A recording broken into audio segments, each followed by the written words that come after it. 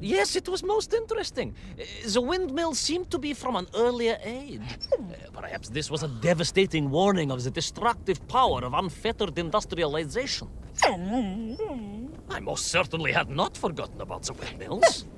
I did not get carried away. You are missing the point. Perhaps because you are only a small dog. Oh, a brilliant, brave, spacefaring dog, of course, but a small Sabashka nonetheless. If you perhaps listened more and interrupted less, I am just getting to the explanation of the windmills.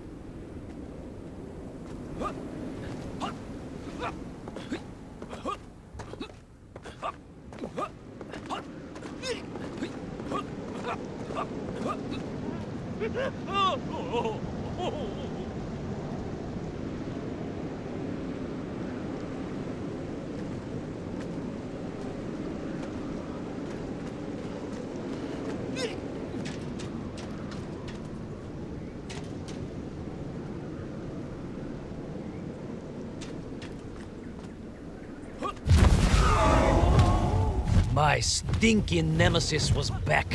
But more interesting was the change in the city. The windmills were...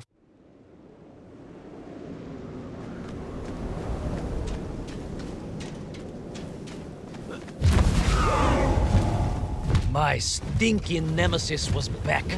But more interesting was the change in the city. The windmills were fading out, clearly obsoleted, mothballed, relics. Instead, a sense of an obsession with power was apparent.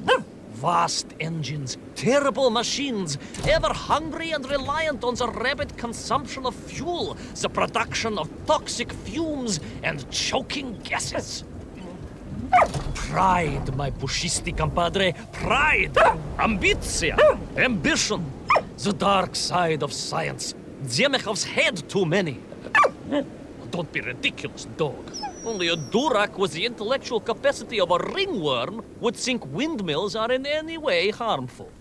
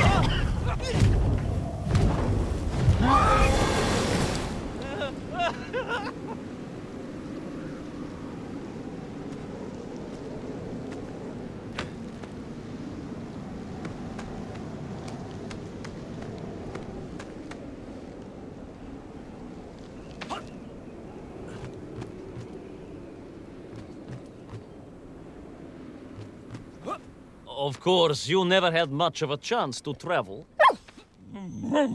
Sarcasm doesn't suit you. You don't have the tail for it. You do, at least, have a tail. Mind you, family gossip maintained that so did Uncle Rabliem. Although it was apparently little more than a stub, and a source of considerable discomfort and social anxiety for him. The question of whether or not Uncle Rabliem wagged his stub is very much off topic.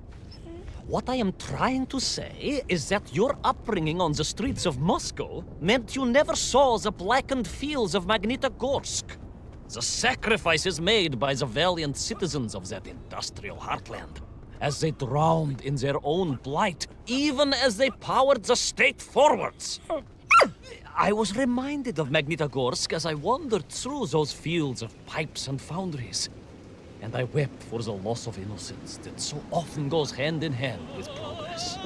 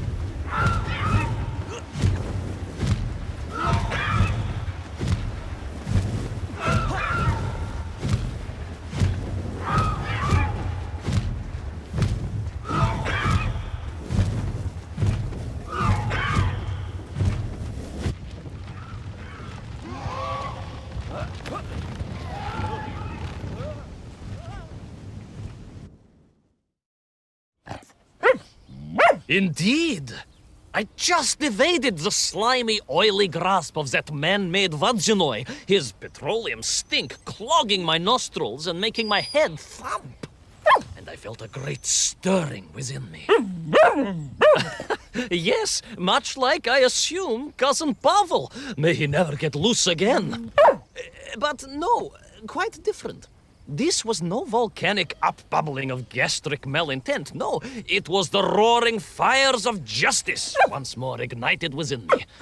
I felt a swell of patriotic fervor and knew the hand of destiny had fallen on me once more. Yes, what a hand it was! I could not see this great wonder sink into an abyss of poison and bile. The Perunians may have been forced to abandon their city, but I had saved the world once before, and was ready to answer the call again!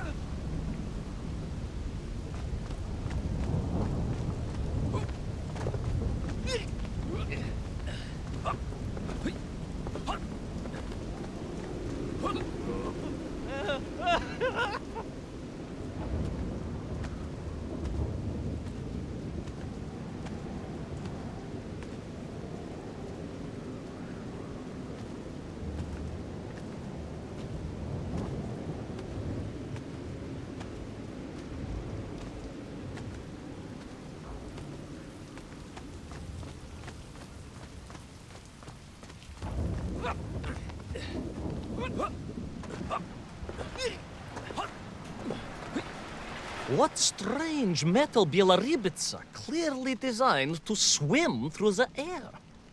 I was amazed. And there was more.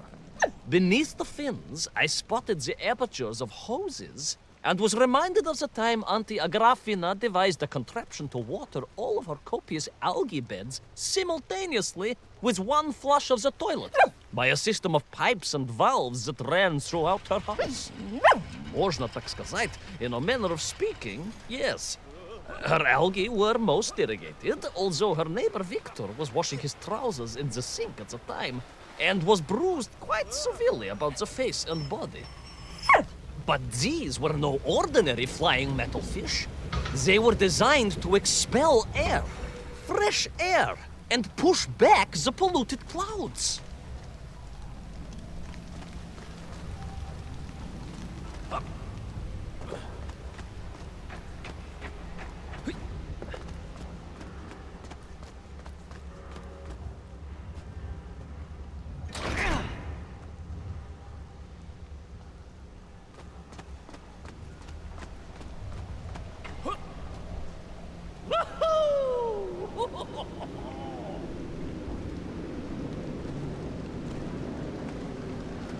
There is, of course, a fine tradition of looking to nature to solve problems of a scientific or military persuasion. Yes, as you well know. My nephew, Sergei... Yes, the very same. Poor lad with his dermatological eruptions. Well, Sergei was stationed recently at Kazachya Buchta, where dolphins... dolphins? Were being trained as brilliant aquatic agents of socialism. Why not then be inspired by marine life? Why, there is a fish, I have heard, that can shoot jets of water from beneath the surface to knock its prey off little tiny twigs and into its mouth.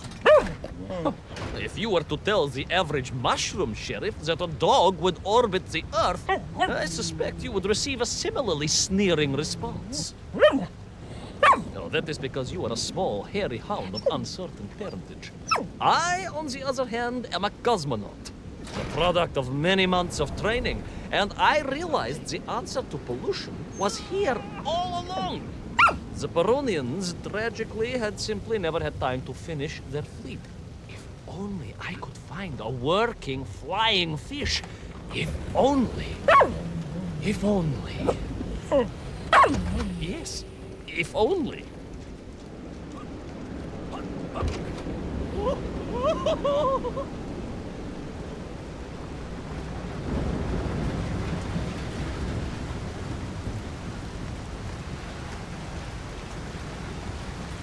It made perfect sense, of course.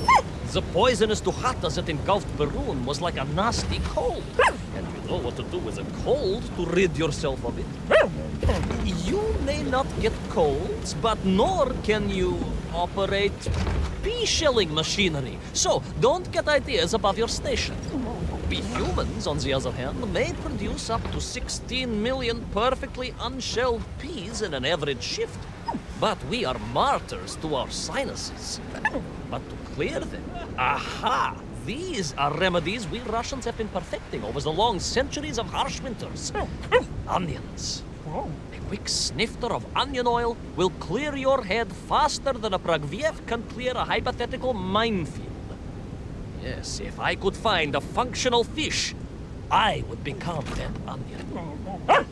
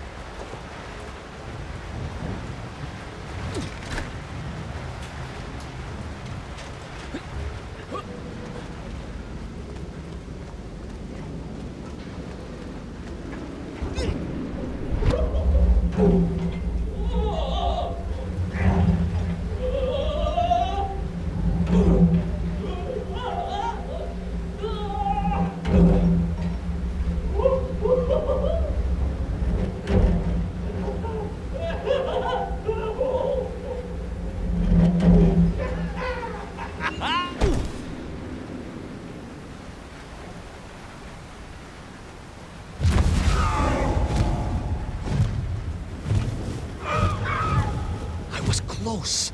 I could feel it. Yes, the working fish, the ribka. I could feel I was at the heart of Perun, and my noxious pursuer had renewed its chase with a terrible vigor.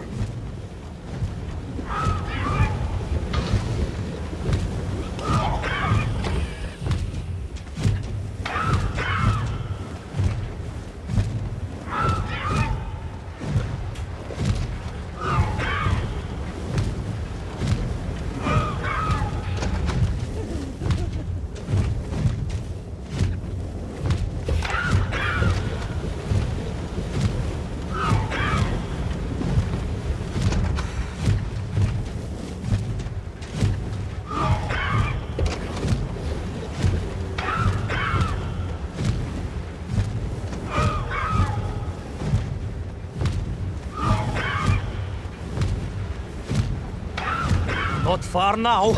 I just had to keep going, keep pushing. It's almost as if you knew, Pavel. Uncanny. Обалдеть.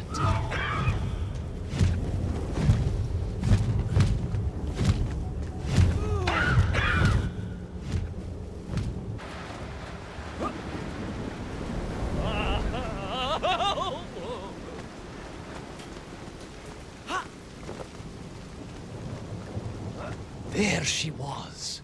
A beautiful sight. Her scales shimmering in the sunlight, her fins poised for action, her onion cannons primed for a great aerial conflict unseen in the annals of human endeavor. And you are just jealous it was a bigger flying machine than yours. No, my bilious pal. It was time for science to fight back. Yes, my hairy compatriot. Paechale! Onwards to victory!